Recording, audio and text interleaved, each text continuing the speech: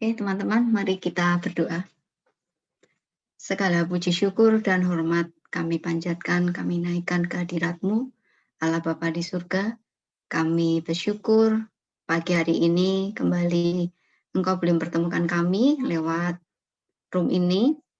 Kami bersyukur kepadamu untuk anugerah dan kasih setiamu yang terus menyertai dan menopang hidup kami, sehingga kami bisa menjalani hari-hari kami.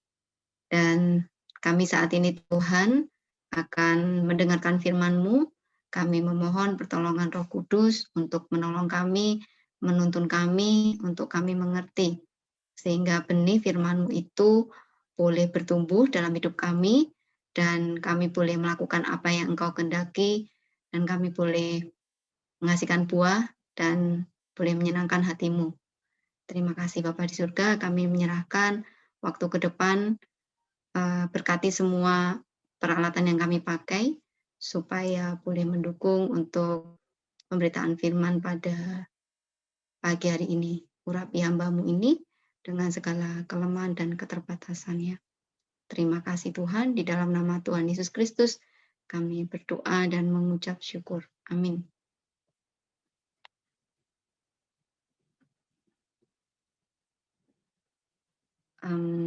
Sebentar ya. Oke, selamat pagi semuanya ya. Selamat pagi teman-teman, adik-adik. Selamat pagi, Kak. Semuanya sehat? Sehat. Sehat ya. Ya, sehingga bisa ngikutin PU pada pagi hari ini ya. Harap kita semua sehat dan kuat di tengah kondisi yang masih pandemi ini ya. Kita tetap jaga kesehatan, tetap protokol, sehingga kita bisa melakukan bagian kita dengan maksimal. Ya, pagi hari ini saya akan membawakan, men-sharingkan firman tentang waktu ya, a day in my life ya. Jadi topik yang diberikan kepada saya adalah itu. Jadi apa ini terjemahannya? Day in my life, apa ini yang bahasa Inggrisnya bagus ini? Apa ini terjemahannya ya?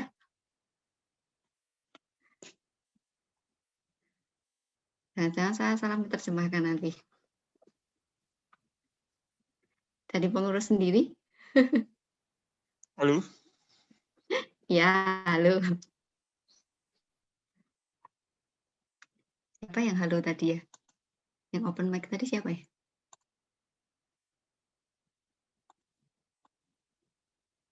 Oke, ya ini semuanya diem. Mungkin sudah tahu ya. Ya pasti sudah tahu gitu ya. Ya, ya jadi ini bagaimana hari saya gitu ya. Sehari ini, ya hari-hari saya ini bagaimana ya? Bagaimana dengan hari-hari saya? Hari-hari dalam hidup saya gitu ya. Ya, suatu hari atau sebuah hari gitu ya dalam hidup saya. Ya ini tentunya berkaitan dengan waktu yang kita jalani ya. Nah kita akan melihat di sini apa yang akan saya bagikan. Ya, jadi ada 3 hal di sini yang akan saya bagikan. Yang pertama adalah konsep tentang waktu. Yang kedua, kenapa penting kita menghargai waktu dan bagaimana mengelola waktu itu. Jadi ini tujuan yang diberikan pengurus ya untuk saya membagikan ke teman-teman. Jadi tujuannya supaya teman-teman menangkap bagian ini, begitu ya. Nah, kita akan memulai dari konsep tentang waktu ya. Oke, mari kita membaca sama-sama Efesus 5 ayat 15 sampai 17. Karena kalau sama-sama nanti tidak bagus suaranya, jadi dalam hati aja, dan saya minta kesediaan Silva untuk membacakan. Silva ini Nova ya? Untuk membacakan bagi kita. Silahkan, Dek.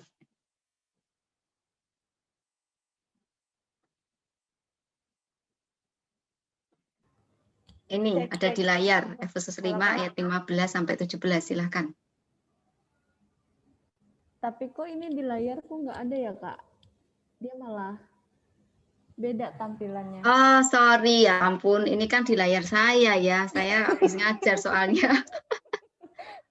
Maafkan. Jadi cuma muka kakak. Ah ya, ini saya belum share soalnya. Sebentar. Oke, Kak. Lucu ini. Sebentar ya. Sudah muncul kah? Sudah, Kak. Oke. Sudah, Kak.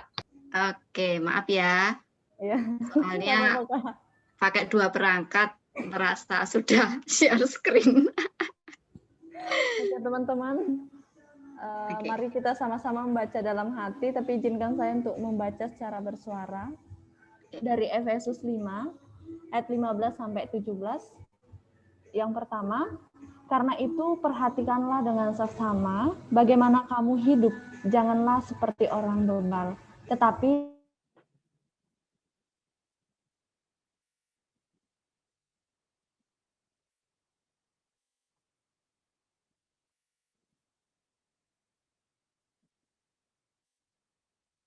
Tes.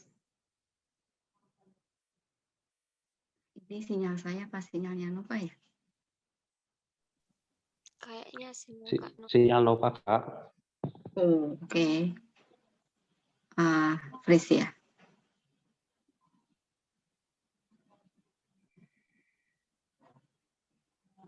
Oke, karena Nova sinyalnya tidak mendukung, saya minta tolong Putri. Putri bisa membacakannya. Baik, Kak. Ini baca semua ya, Kak? Ya, Dek. Efesus 5 ayat 15 sampai 17. Karena itu perhatikanlah dengan saksama bagaimana kamu hidup. Janganlah seperti orang bebal, tetapi seperti orang arif. Dan pergunakanlah waktu yang ada, karena hari-hari ini adalah jahat. Sebab itu janganlah kamu bodoh, tetapi usahakanlah supaya kamu mengerti kehendak Tuhan. Oke, Putri, terima kasih sudah dibacakan. Nah, ini saya back dulu tadi poin-poinnya supaya enggak. Ya, ini ya poin-poin saya. Saya tadi merasa pede sudah muncul. Ya, jadi ada 3 hal itu yang saya akan bagikan dan saya rasa ini bukan hal yang baru buat teman-teman semua ya. Ini sudah sering gitu ya. Ya meskipun sering tapi memang kita itu juga ya sering diingatkan dan sering lupa juga gitu ya. Nah, ini diingatkan lagi gitu ya. Bagaimana kita menjalani hari-hari kita gitu ya. Oke. Saya akan lanjut. Ya, ini konsep tentang waktu ya. Oke. Konsep tentang waktu ini penting karena apa yang kita pikirkan tentang waktu gitu ya, perspektif kita tentang waktu tentunya akan mempengaruhi apa yang kita lakukan. Nah, sekarang kita melihat bagaimana sekitar kita ini gitu ya, melihat tentang waktu ya, bagaimana dunia ini melihat waktu. Nah, silahkan berpendapat dari dunia sekitar yang kalian amati begitu ya. Kira-kira teman-teman ini punya konsep waktu itu seperti apa ya? Jadi bisa beragam ya. Ini konsep dunia ini bisa banyak ya. Jadi ketika orang menjalani hari-hari itu kita bisa melihat kita bisa melihat konsepnya dia tentang waktu. Nah, ini harus ngomong supaya saya nggak ngomong sendiri. Ada yang menyediakan diri untuk menceritakan bayangannya atau observasinya yang diingat gitu ya tentang waktu ya, bagaimana orang-orang sekitar kita, orang di dunia ini melihat waktu. Silahkan yang mau berbagi.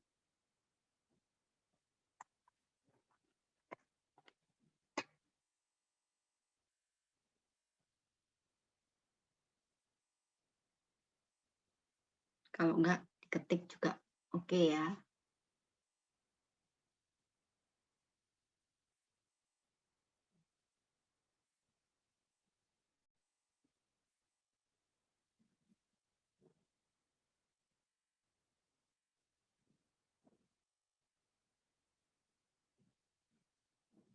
Halo? Apakah saya sendirian? Tidak, Kak. Oh tidak, ada Deli, silakan Dek. Kalau yang sepengamatanku, Kak, atau beberapa orang di lingkungan itu, konsep waktunya itu kalau teman-teman tahu atau Kak Chandra pernah dengar istilah YOLO, you only live once. Jadi, apa ya, kalau yang setauku konsep itu adalah dalam hidupmu yang sekali itu, banyak yang salah menerapkan. Jadi kayak bersenang-senang sesuka-suka hati gitu, karena kita cuma hidup sekali gitu. Tapi ada beberapa juga yang punya pemahaman karena hidup cuma sekali harus dipergunakan dengan sebaik-baiknya. Itu sih Kak, kalau yang aku tahu. Ya, makasih Deli. Jadi ya itu bahasa gaul ya. Saya pernah dengar tapi memang itu tidak sering mendengar. Apa tadi? YOLO. YOLO Kak, You only apa? live once. Oh, you only live one. Ya, oke. Hidup hanya sekali. Jadi karena sekali, jadi ya bersenang-senang aja. Karena tidak berpikir kekekalan ya. Karena hidup itu ya hanya di dunia ini. Ya, ada yang memahami seperti itu. Jadi ya mumpung hidup, ya bersenang-senang ya. Ya, karena habis itu mati dan tidak ada kehidupan selanjutnya. Ya, ini salah satu konsep di dunia yang kita lihat di orang-orang sekitar kita. Oke, dan juga ada yang melihat hidup ini sekali, jadi harus benar-benar baik nih menjalaninya. Oke, terima kasih Deli. Satu lagi deh.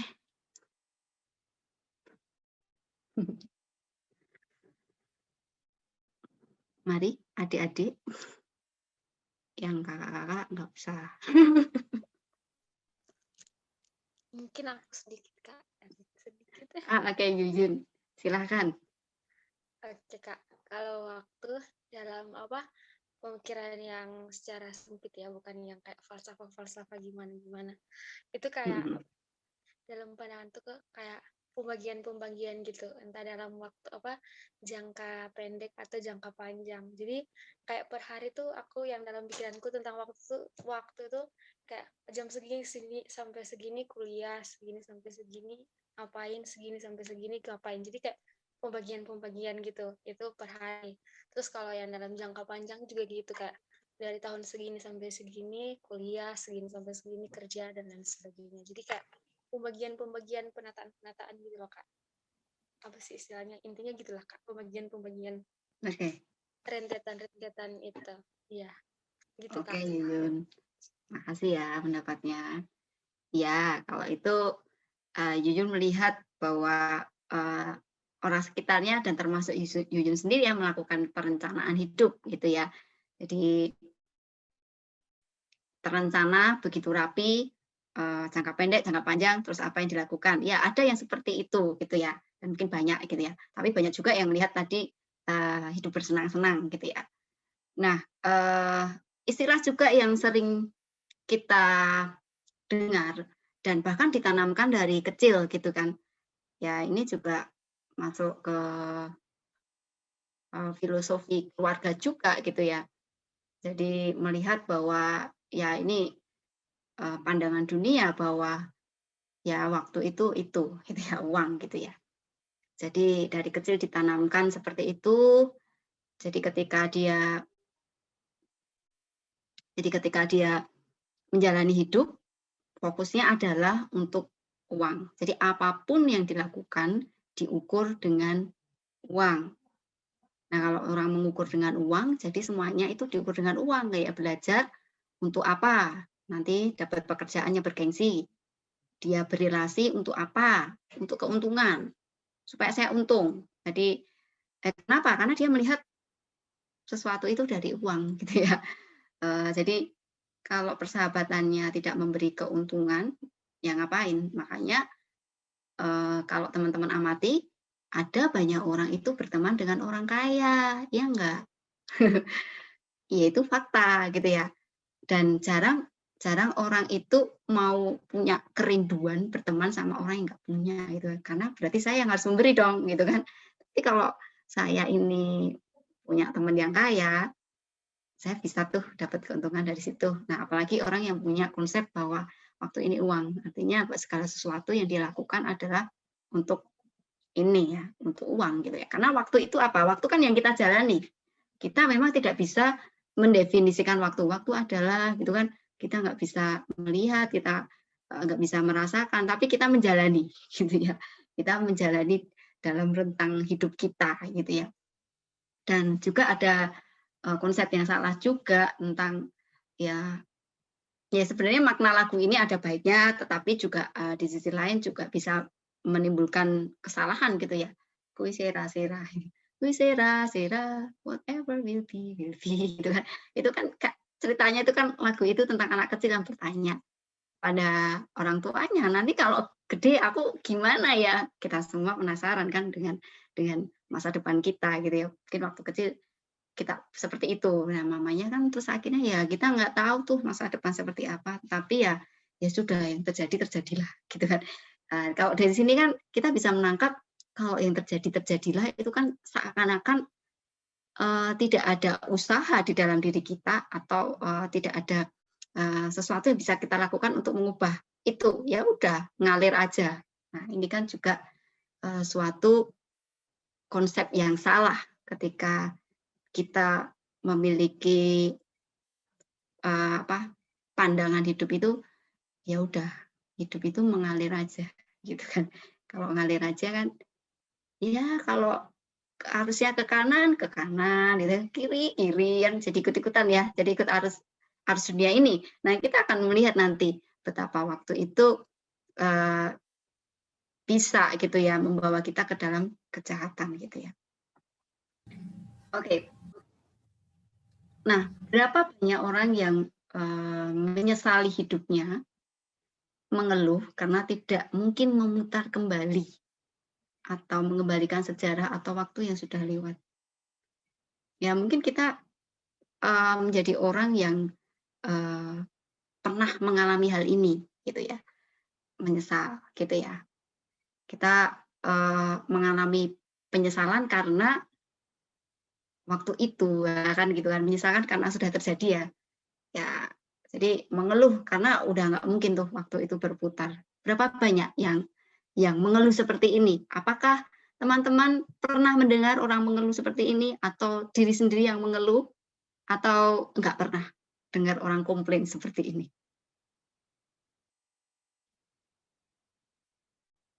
Kalau pernah mungkin bisa dibagikan dalam kasus apa ya? Atau kalau teman-teman sendiri bisa bagikan juga sih. Oke. Silakan yang mau berbagi lagi ya. Jadi kita sama-sama ngomong ya. Saya sambil minum ya.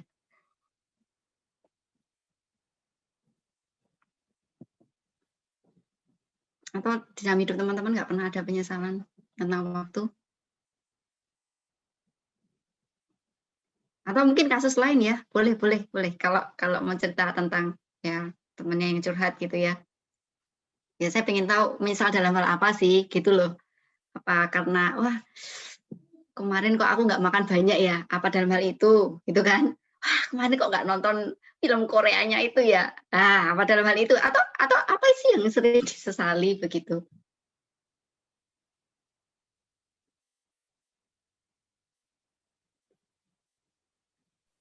Aku Kak. Oke, silakan Yulan. Aku menyesal dulu nggak belajar bahasa Inggris sungguh-sungguh. Jadi sekarang bahasa Inggrisnya suam-suam kuku alias ya nggak bisa lah.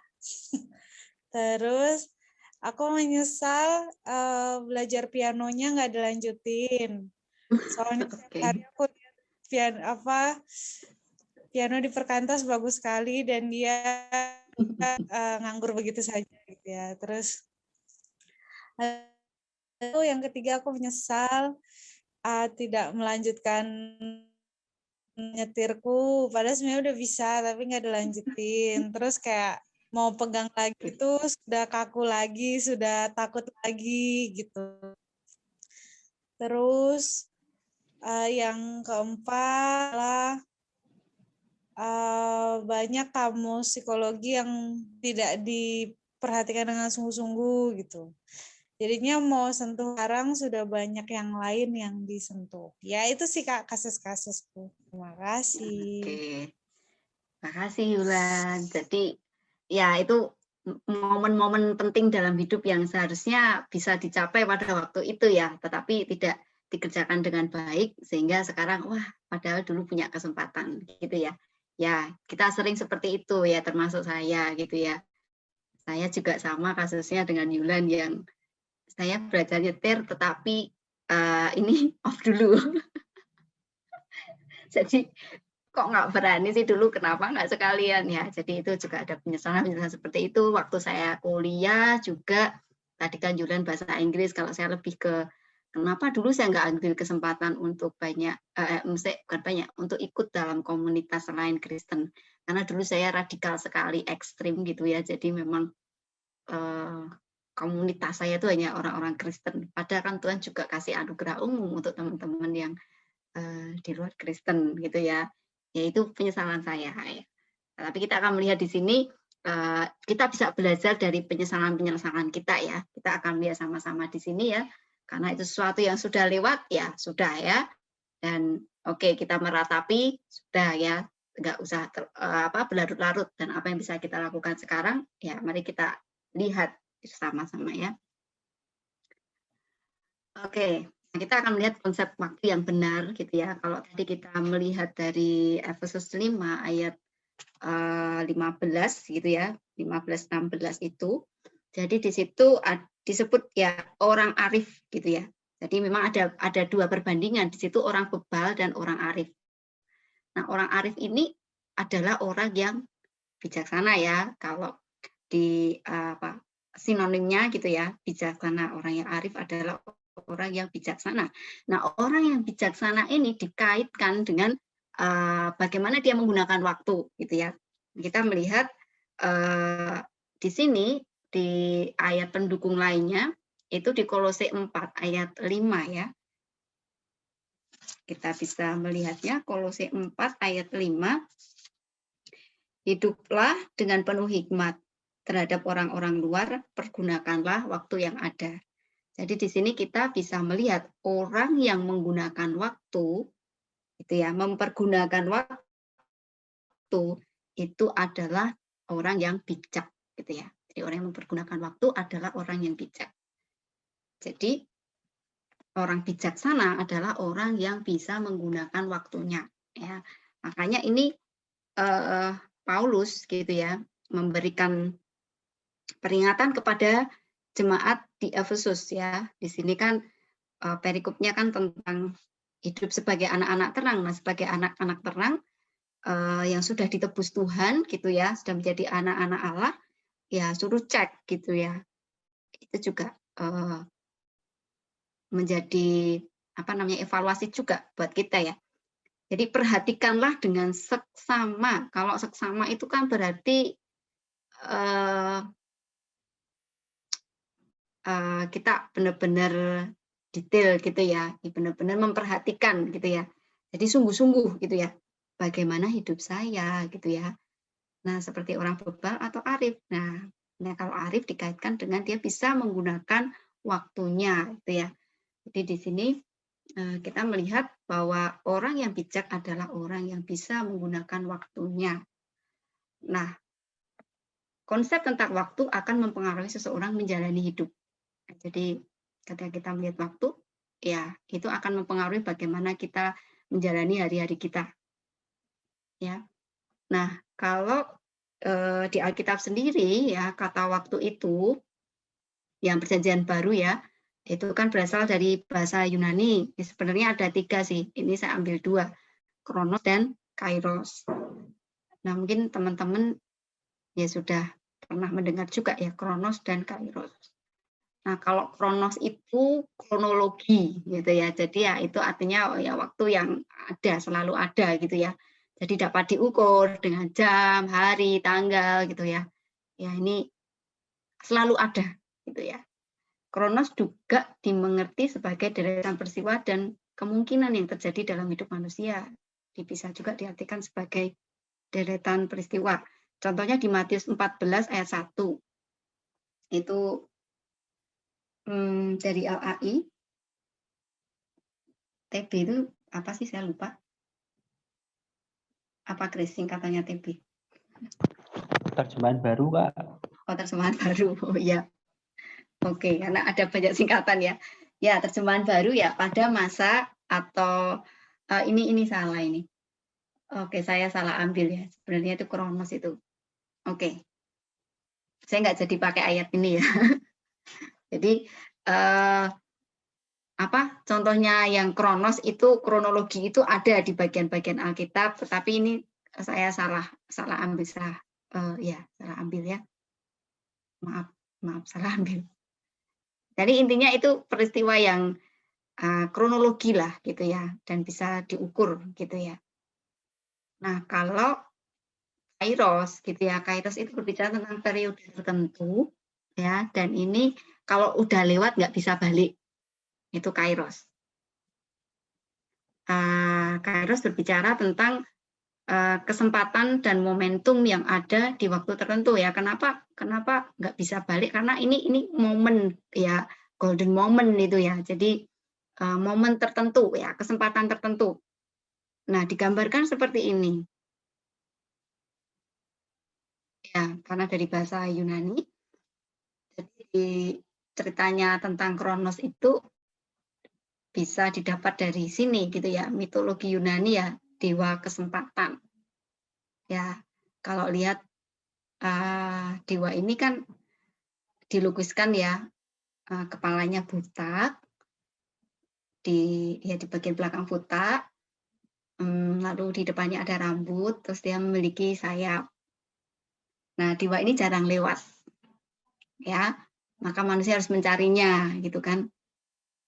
Nah, kalau udah lewat, ya kalau dewa kesempatan itu lewat dan manusia berusaha mengejarnya, ya tidak mungkin dapat mengejarnya karena dia punya sayap. Selain dia punya sayap, kalau teman-teman perhatikan, itu kan ceritanya kenapa ada rambutnya.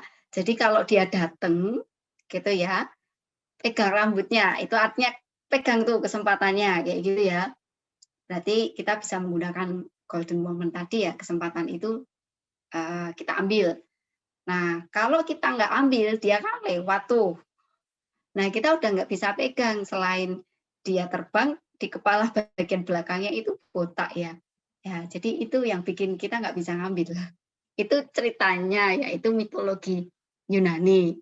Ya, ceritanya dari asal kata Kronos itu. Nah, ini dari sini kita bisa melihat bahwa ya maksudnya Kronos ya, jadi di Efesus tadi, ya yang di Efesus ini tadi, pergunakanlah waktu, itu kata waktu yang dipakai adalah Kronos, Kairos ya, Kairos. Yang dipakai itu Kairos. Kalau di NIV itu juga jelas ya, opportunity ya, memang kesempatan gitu ya.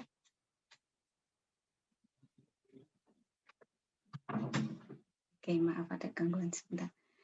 Ya, itu. Jadi ayat ini memakai kata itu, kesempatan gitu ya. Jadi orang arif gitu ya, tekankan kembali, itu yang bisa nangkep kesempatan itu, menggunakan kesempatan itu. Jadi itu konsep tentang waktu menurut Efesus 5 ayat 16 ya. Jadi waktu itu adalah momen kesempatan yang Allah berikan gitu ya.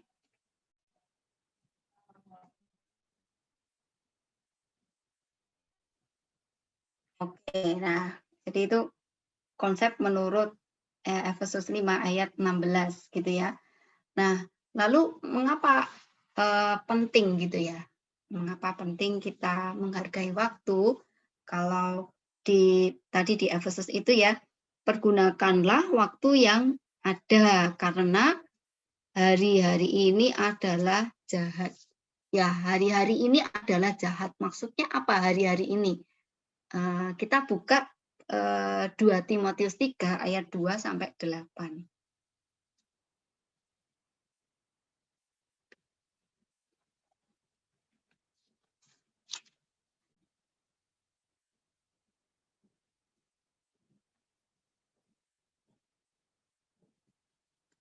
Oke ya, dari 2 Timotius 3 ayat 2 sampai 8, apakah sudah ketemu?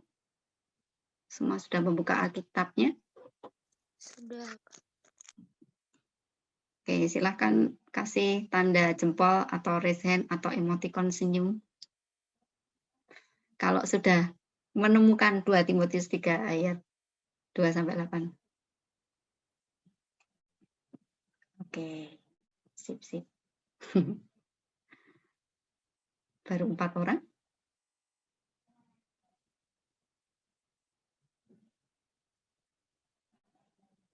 Oke.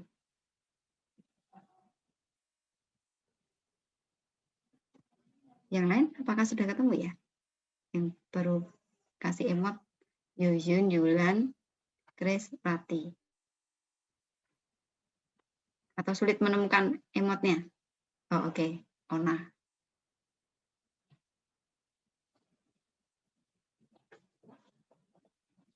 Oke, kalau sulit menemukan emotnya ya, mungkin bingung. Oke, kita melihat di sini karena hari-hari ini adalah jahat. Kenapa kita penting gitu ya? Kita penting menghargai waktu ya, karena kita melihat waktu itu, ya kesempatan yang Allah berikan itu, ya di sekitarnya itu ada situasi-situasi kejahatan yang bisa menarik kita untuk tidak mengambil kesempatan yang Allah berikan gitu ya. Nah, kita melihat di 2 Timotius 3 itu tentang keadaan manusia pada akhir zaman. Jadi yang dimaksud hari-hari ini adalah jahat. Ya hari-hari menjelang ini ya, akhir zaman ya. Gitu. Dan kita sedang berada dalam zaman-zaman ini ya. Situasi menjelang ke sana akhir zaman gitu ya.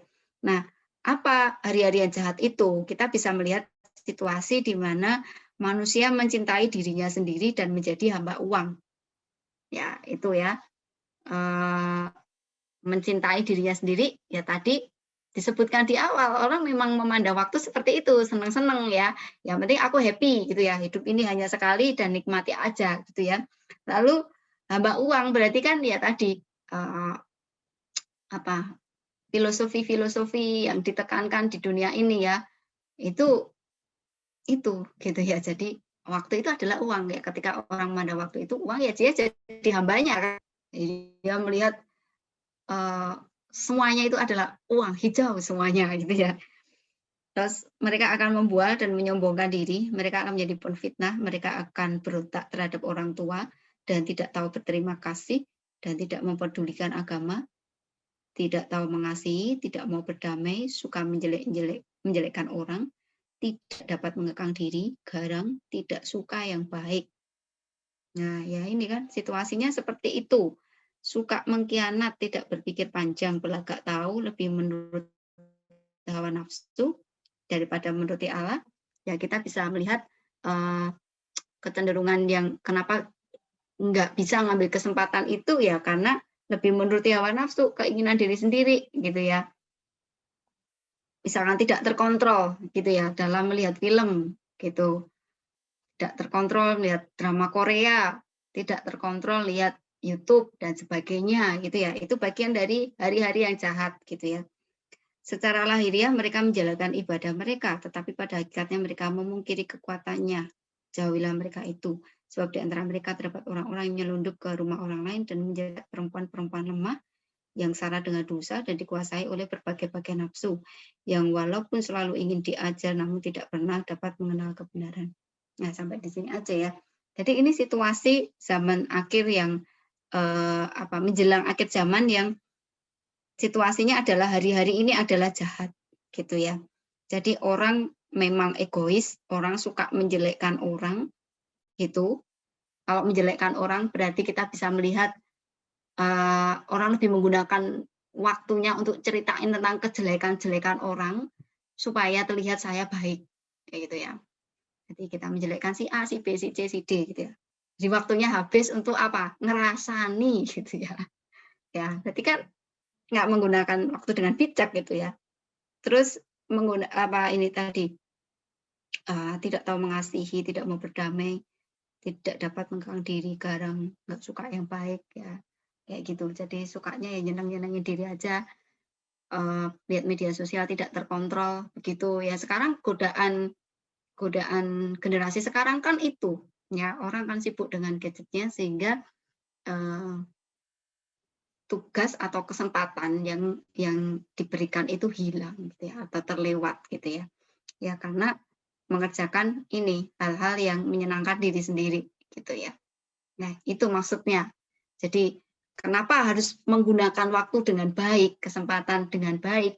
Ya karena hari-hari itu seperti itu. Kita hidup di situasi yang seperti itu. Ya, anak Allah hidup di situasi yang seperti itu. Ya jelas ya, karena Tuhan Yesus sendiri memberikan pernah berbicara ya kepada murid-muridnya gitu ya, bahwa domba ya diutus di tengah-tengah serigala gitu ya. Jadi ketika Tuhan mengutus kita ke dalam dunia ini memang diumpamakan seperti ya domba yang berada di tengah-tengah serigala gitu ya. Itu kan serigala kan jahat ya. Jadi dia akan menerkam kita gitu ya. Ya akhirnya kita hidup di bawah genggamannya kayak gitu ya. Itu situasi yang kita hadapi. Ya, itu tantangan yang kita hadapi dalam kita memperjuangkan waktu ya, menggunakan waktu yang ada. Gitu. Lalu kenapa penting kita menghargai waktu ya? Karena hidup ini singkat. Kalau kita membaca Mazmur 90 ayat 10 sampai 12, mungkin saya bisa minta tolong Lani bisa minta tolong dibacakan Mazmur 90 ayat 10 sampai 12. Oke Kak, sebentar Kak.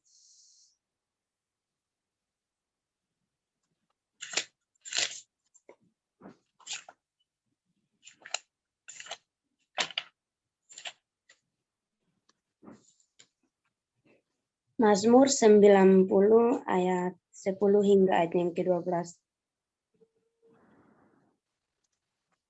Masa hidup kami 70 tahun dan jika kami kuat 80 tahun. Dan kebanggaannya adalah kesukaran dan penderitaan. Sebab berlalunya buru-buru dan kami melayang lenyap.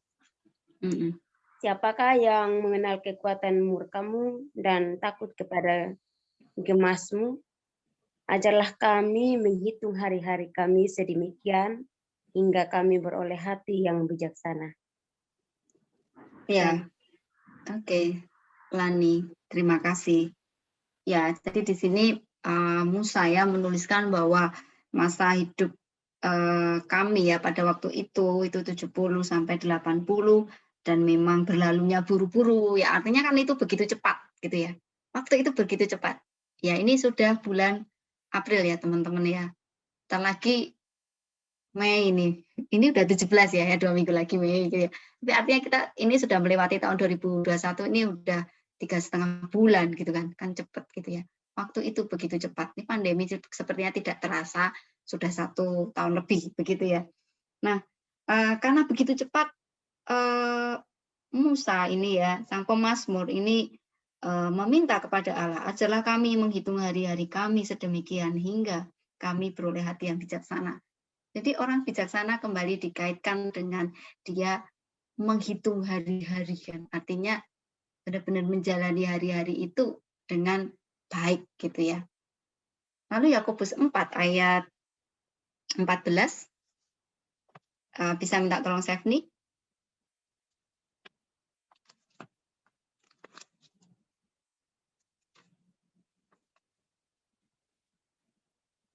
Stephanie, apakah mendengar suara saya?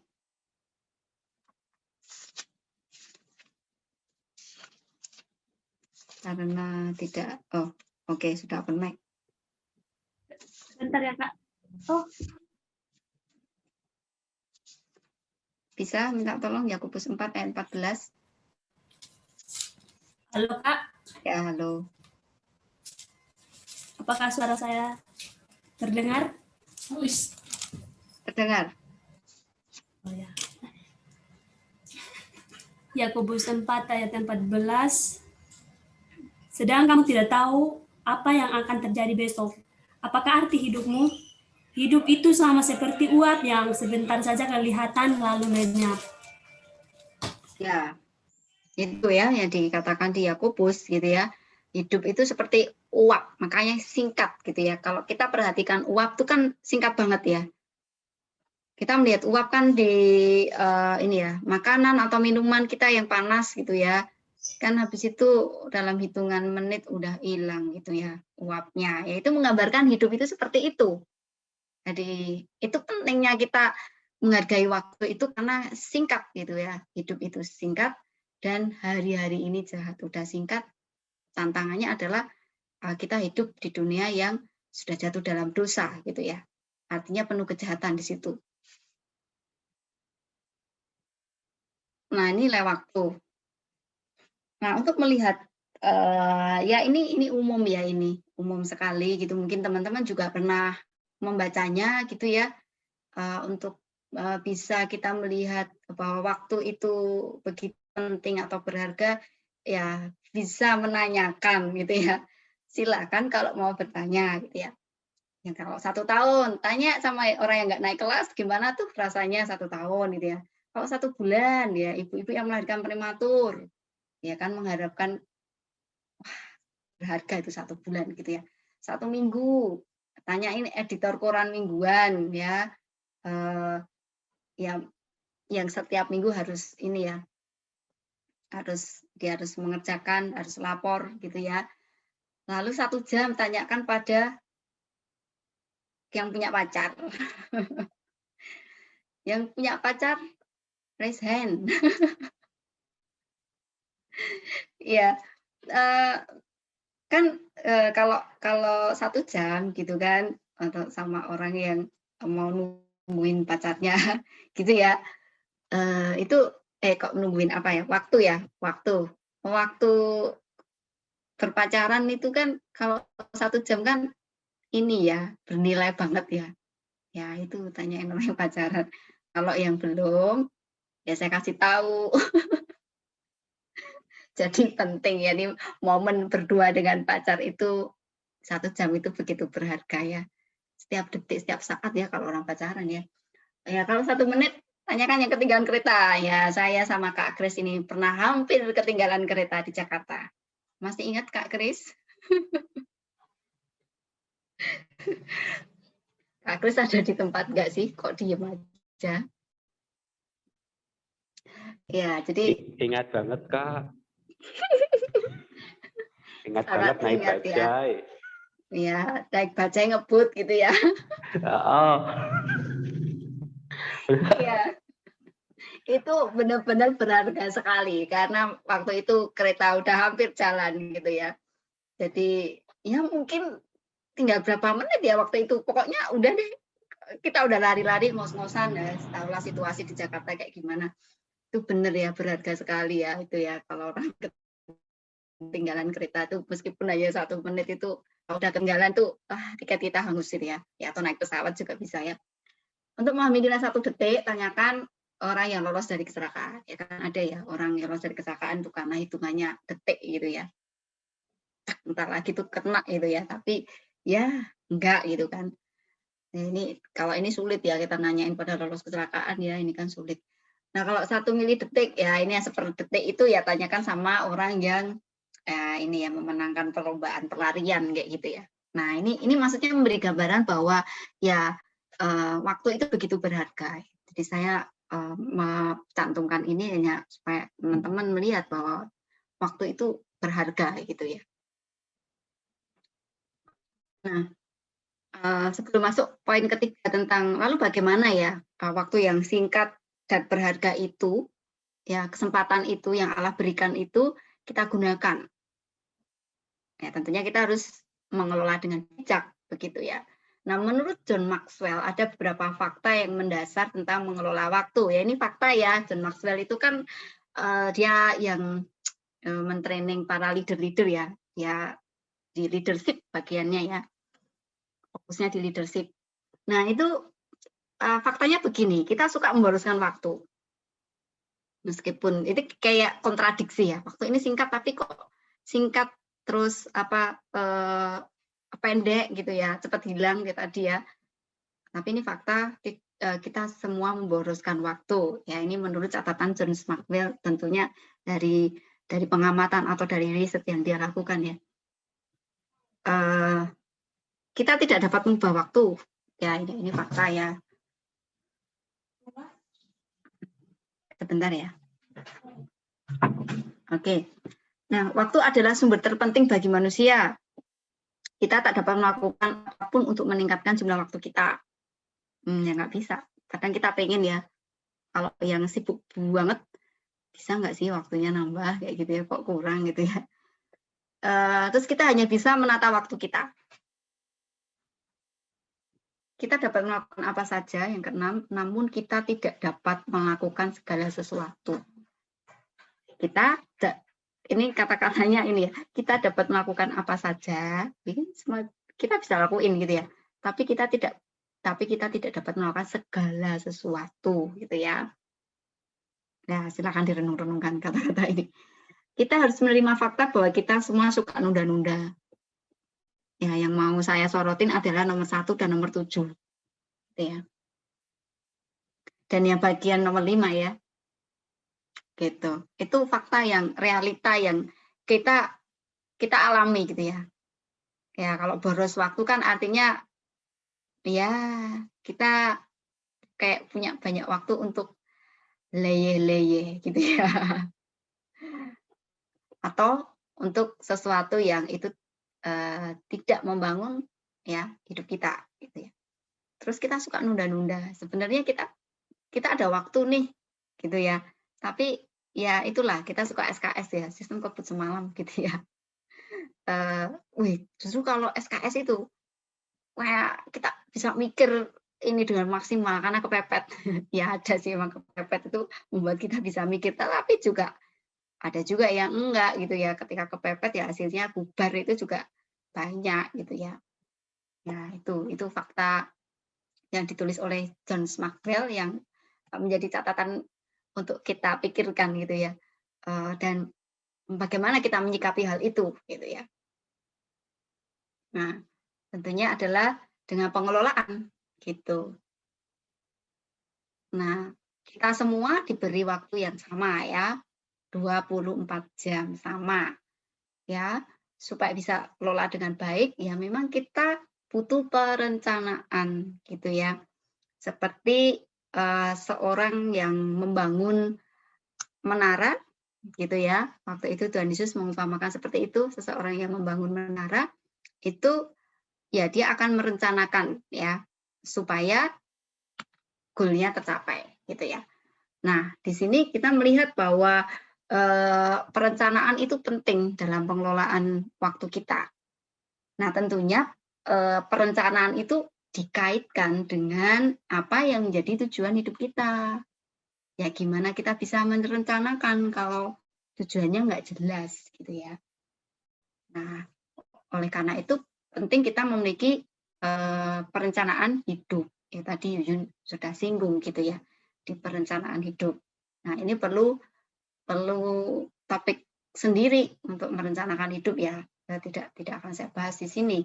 Nah, kalau kita sudah bisa merencanakan, kita punya tujuan, kita bisa menentukan apa yang menjadi prioritas gitu ya. Mana yang perlu kita kerjakan. Ya kalau rencananya lulusnya 4 tahun gitu ya. Ya prioritasnya adalah studi gitu ya. Bukan yang lain-lain tuh. Jadi goal kita itu akan mempengaruhi apa yang menjadi prioritas kita gitu ya. Ya kalau perencanaannya ingin bisa bermain musik gitu ya dengan handal, ya yang diprioritaskan apa? Latihan tuh berarti kayak gitu. Dan lain-lain ya, teman-teman bisa pikirkan gitu ya. Nah, hal yang penting di bagian ini adalah kedisiplinan dalam perencanaan kita, dalam kaitannya dengan akhirnya kita breakdown ya rencana itu dalam waktu-waktu yang kita jalani, kita ingin alokasi waktunya itu berapa. Nah, itu perlu disiplin. Ya, sudah dialokasikan, tetapi tidak dilakukan, sama aja, gitu ya. Hanya sekedar mimpi, gitu ya. Jadi direncanakan, gitu ya. Tapi itu hanya untuk laporan ke KTP, gitu ya, tapi nggak dilakukan, gitu kan. Ya, sama aja, kayak gitu ya. Jadi dibutuhkan kedisiplinan bagian ini, gitu ya. Tidak ada yang lebih serius dibandingkan dengan waktu, karena segala sesuatu dicatat di dalam waktu. Segala sesuatu akan dan harus kita pertanggungjawabkan di hadapan Tuhan Allah, pencipta, penebus, dan hakim yang agung. Ya, ini kita serius ya, karena kita ya hidup itu berkaitan dengan waktu. Ya, kalau kita sudah mati kan, ya waktu kita habis kayak gitu ya. Jadi ini hal yang serius yang perlu menjadi catatan untuk kita, karena segala sesuatu yang akan kita kerjakan di dunia ini, yaitu akan kita pertanggungjawabkan kepada Allah, pencipta kita. Kalau di Efesus tadi kan, pergunakanlah waktu yang ada, karena hari-hari ini adalah jahat. Nah, ayat selanjutnya kan, ya janganlah kamu bodoh, supaya kamu ngerti kehendak Tuhan. Nah, jadi kalau orang bijak bisa menggunakan waktu yang ada, ya dia akan ngerti ya. Ya bisa, orang bijaksana ini bisa menjalani hari sesuai dengan apa yang Tuhan kehendaki, gitu ya. Di momen-momen kesempatan apa yang ditangkap, yaitu yang dilakukan sungguh-sungguh, begitu. Nah, ini saya ambil dari buku MHP ya, kalau sudah memang ini PR-nya gitu ya. Suruh menganalisa menggunakan waktumu, ini 24 jam itu kamu ya tidak dalam arti gini ya, berbagi yang begitu ketat kayak gini, ini ya enggak sebegitunya, tetapi kita perlu yang menjadi prioritas itu yang kita benar-benar perjuangkan gitu ya. PDT ini kan prioritas karena ya inilah yang menjadi sumber untuk kita mengerjakan segala sesuatu gitu ya. Untuk kita ngerti kehendak Tuhan kan di situ. Nah, kalau ini enggak disentuh atau malah diabaikan atau malah diberikan waktu yang paling akhir yang pas capek-capek, ya kita kan sulit gitu ya.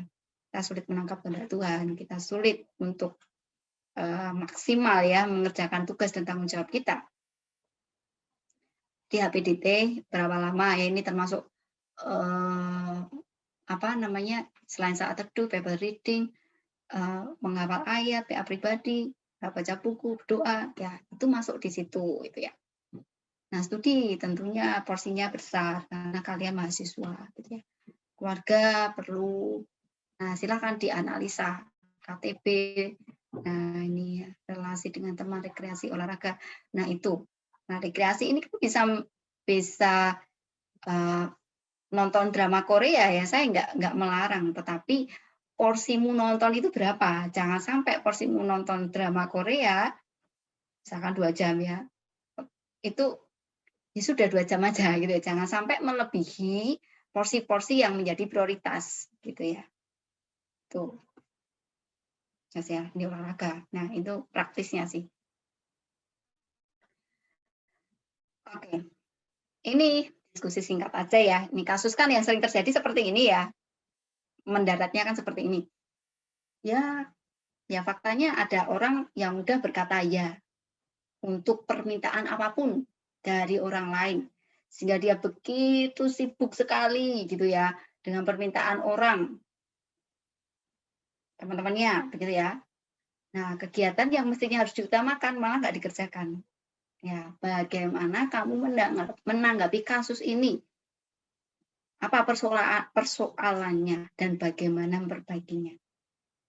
Nah, oh ya, waktu saya masih berapa ya?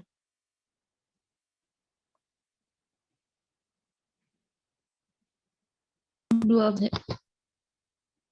Dik? 12 menit, Kak.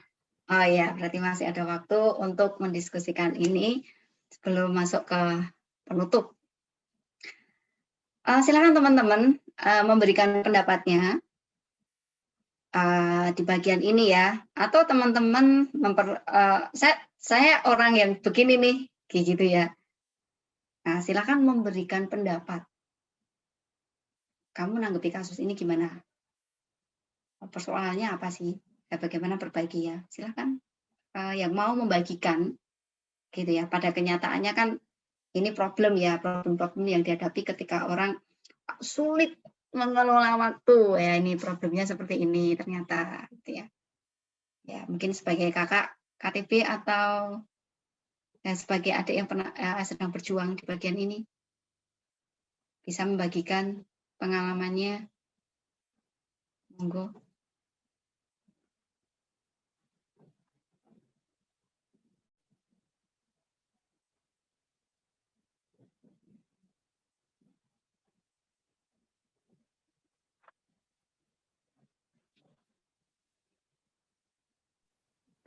Halo Kak, mungkin dari aku ya. Oke, Adi, silakan. Ya. Iya, aku pernah mengalami hal seperti ini ya, ketika diminta tolong. Ini terkhusus waktu zaman-zaman waktu kuliah dan sampai saat itu masih berjuang ya. Aku tipe orang yang nggak enakan ya, maksudnya dalam arti kalau orang lain minta tolong ya aku iyain gitu, karena ya aku tipe orang yang nggak enakan seperti itu. Dan itu contoh hal yang mungkin harus saya perbaiki, itu nggak baik buat kita,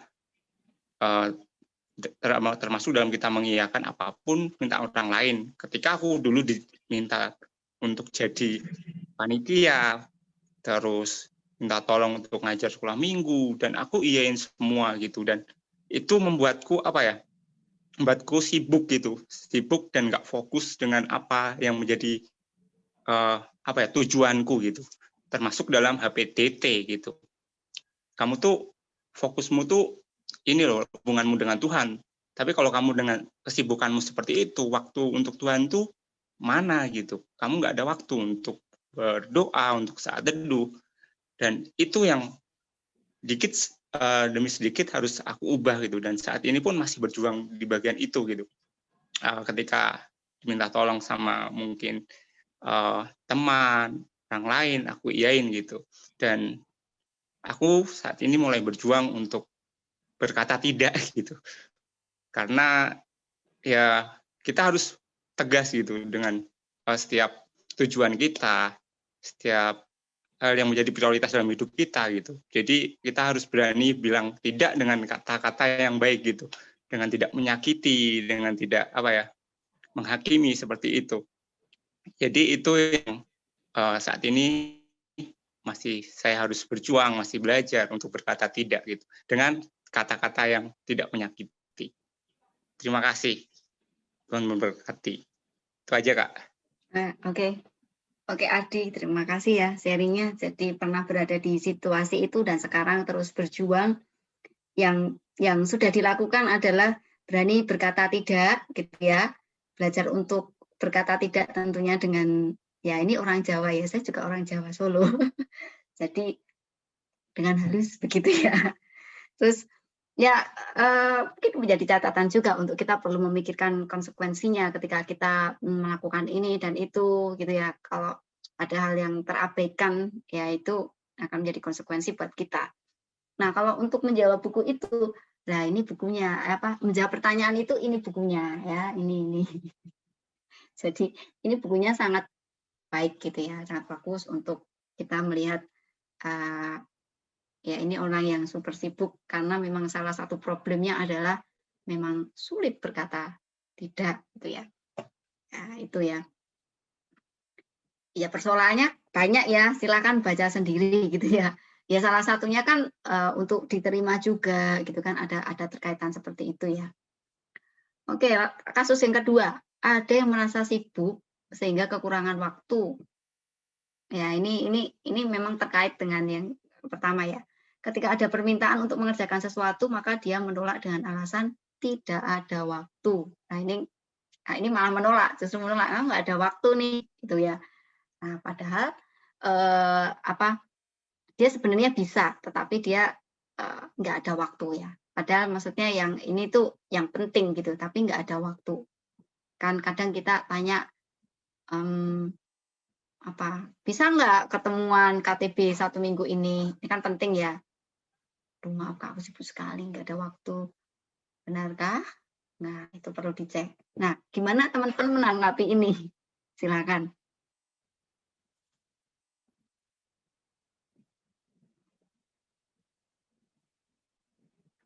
yang punya kasus adik-adiknya begini, mungkin ada yang ingin membagikan bagaimana menolongnya.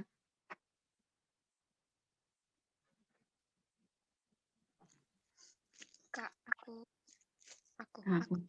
Oke, Yuyun. Oke, silakan. Ya, tapi kasus aku sebenarnya pernah di fase yang nomor 2 dan juga pernah di fase yang nomor 1. Jadi yang pertama, kalau waktu fase nomor 2 sering mengatakan tidak ada waktu, padahal sebenarnya ada. Itu yang aku lihat permasalahannya itu adalah kesediaan diri begitu. Jadi sebenarnya ada waktu tapi tidak bersedia, tidak menyediakan diri untuk mau ikut mengiyakan permintaan-permintaan itu, kayak permintaan untuk melayani di PU atau apa segala macam tuh maksudnya tidak bersedia begitu. Jadi alasannya tidak ada waktu, padahal ada waktunya. Terus kalau permasalahan yang kalau yang pertama seperti yang Kak Ganjar tadi bilang, mudah berkata ya, yaitu tadi permasalahannya merasa tidak enakan, jadi sering mengiyakan begitu tanpa melihat kembali kapasitas diri sendiri begitu, kemampuan diri sendiri. Nah, kemudian mungkin kalau boleh sharing, sebenarnya kan cukup bergumul dengan antara dua hal ini begitu sampai sekarang begitu. Nah, jadi kalau saya sendiri sekarang maksudnya lumayan belajar untuk mengatakan tidak, tetapi juga maksudnya berusaha untuk kalau memang bisa berarti berusaha untuk mengatakan ya begitu. Jadi kalau untuk diri saya sendiri itu bagaimana bisa kayak memanajemen gitu. Jadi kayak misalkan ada permintaan dalam 1 minggu begitu, saya bukan yang catat sih secara telaten mencatat dengan jadwal-jadwalnya, tapi paling tidak dalam pikiran tuh bisa menata sendiri. Oh, hari ini ada pelayanan di gereja, hari ini ada PPL, hari ini ada KTB atau ada apa begitu. Jadi bisa menghitung-hitung kapasitas diri sendiri begitu, apakah dalam 1 minggu ini mampu menerima permintaan-permintaan ini begitu. Jadi dari situ sih bisa memutuskan untuk berkata ya atau berkata tidak gitu. Jadi contoh kasus dalam pelayanan di PU juga ada beberapa saat ketika merasa memang itu kapasitasnya tidak mampu, pernah juga menolak begitu. Tapi kalau memang merasa mampu dan masih bisa, pasti saya sendiri pasti mengiyakan gitu. Itu untuk kasus yang PU, dan juga kalau yang di lain juga pastinya berusaha begitu. Jadi kayak memanajemen sendiri sih dan melihat kapasitas sendiri begitu. Itu sih sharing sedikit dari saya, Kak. Iya, oke. Ya, Yuyun, terima kasih buat sharingnya. Jadi pernah mengalami situasi nomor 1 dan nomor 2, dan bagaimana mengatasinya ya sudah mengenali persoalannya. Persoalannya tadi memang saya nggak bersedia gitu ya. Ya, kalau dirunut lagi kenapa, ya itu bisa dicek. Ya, kita bisa mengevaluasi diri kita ya. Lalu yang dilakukan adalah memang kembali mengelola waktu. Ya ada ini ya, mencatat ya, tapi kamu mengingat ya, tidak mencatat ya, tapi mengingat ya. Sehingga bisa tahu saya ada waktu atau tidak ya, dan melihat kapasitas juga. Ya, ini juga evaluasi juga gitu ya.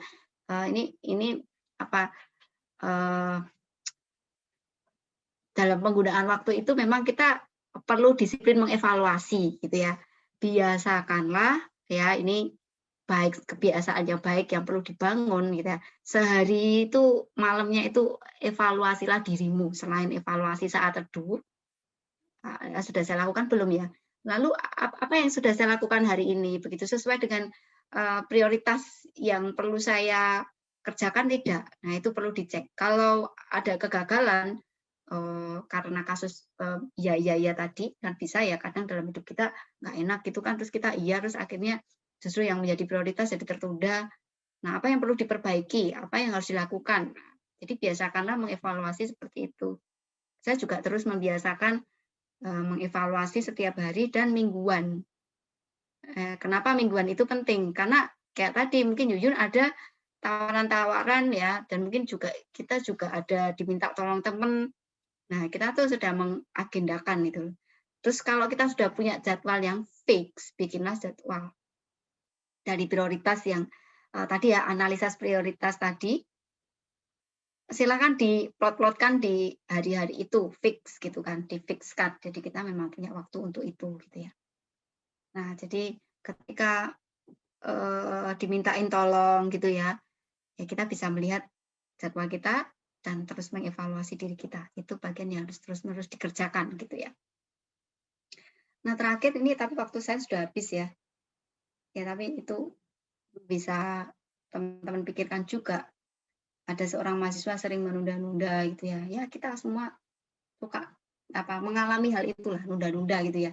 Nah, kalau ini kan kasusnya karena mahasiswa yang menunda skripsi, mengerjakan skripsi ya, karena skripsi itu kan berat gitu ya, tugas akhir itu kan berat. Nah, udah give up terus ya sudah deh ditunda-tunda, ya akhirnya mundur. Nah, ini kan ada kasus-kasus seperti ini gitu ya. Jadi bagaimana supaya saya bisa memperbaiki diri saya sehingga saya tidak mengalami hal yang sama, atau bagaimana pada hidup saya tidak mengalami hal ini. Nah, tentunya butuh perencanaan dan kedisiplinan itu tadi ya. Itu kaitannya dengan pengelolaan waktu. Oke, saya akan menutup dengan ini ya. Ini saya dapat dari artikelnya Pak Stephen Tong gitu ya. Orang bodoh selalu membuang kesempatan. Orang biasa menunggu kesempatan. Orang pandai atau bijaksana mencari kesempatan. Ketika kesempatan itu datang, biarlah kita sudah bersiap-siap menangkapnya. Ketika banyak kesempatan yang disodorkan kepada kita, kita harus memilih yang menjadi prioritas kita. Hidup kita itu singkat, waktu kita terbatas. Oleh karena itu, kita harus mengerjakan apa yang Tuhan ingin kita lakukan selama hari masih siang. Sebab pada waktu malam tidak ada seorang pun dapat bekerja. Oke, amin. Kita akan menutup dalam doa. Minta tolong Kak Kris menutup dalam doa. Baik Kak, mari Kak dan teman-teman kita berdoa. Ya Allah Tuhan kami, di pagi hari ini kami kembali mengucap syukur atas kebenaran firman-Mu, khususnya yang mengenai waktu.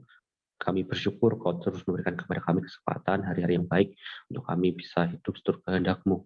Kami mohon ampun, mungkin selama ini kami belum bisa memanfaatkan waktu yang Kau berikan dengan bijak. Kami sering membuang-buang waktu atau mengerjakan hal-hal yang tidak baik, tidak produktif. Kami mohon ampun ya Tuhan. Dan lewat firman-Mu yang sudah disampaikan oleh Kak Chandra, mohon berikan kekuatan sehingga waktu yang kami miliki bisa kami gunakan dengan baik dan untuk memuliakan nama-Mu saja. Terima kasih ya Tuhan, ini salah doa kami, dalam nama Yesus berdoa. Amin.